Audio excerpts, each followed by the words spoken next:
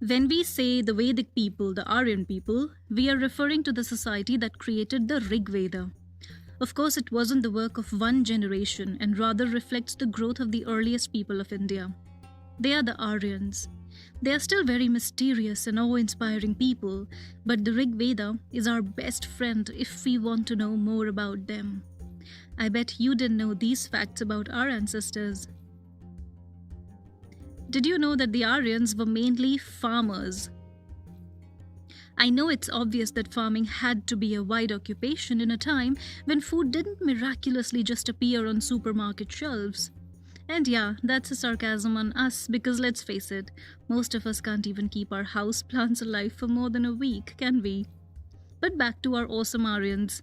Saying that the Aryans were mostly farmers does not mean they wouldn't hack you to pieces if you threatened their home. They were tough warriors when survival demanded. And yeah, they also wrote nice sounding hymns in the Vedas.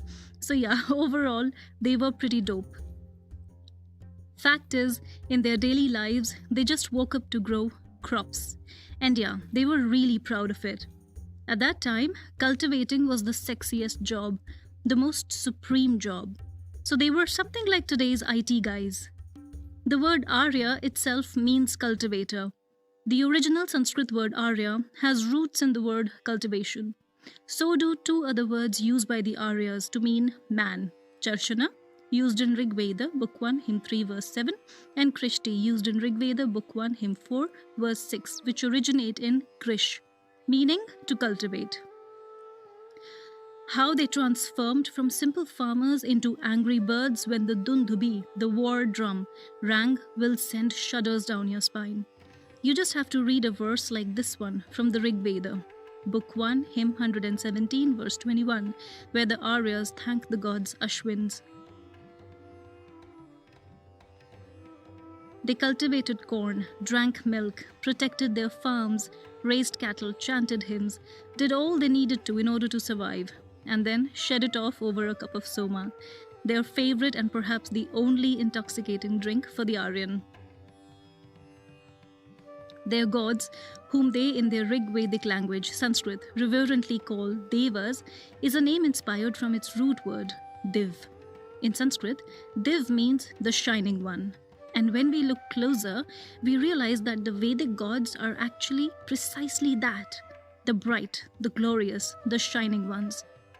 It was the brighter, the pleasant aspects of nature, like the bright sky, the blushing dawn, the rising sun, the glowing fire, the sun, the moon, the wind, the twilight, the cloud, the water, the heaven, the earth, the dawn, that created the deepest impression on the primitive mind of the Arya and called forth songs of gratitude and praise and worship. There are 33 devas in Vedic Hinduism, and 24 of these are personifications of the phenomena of nature. The Rig Vedic hymns were written by rishis. These were not saffron-wearing hermits living away from society.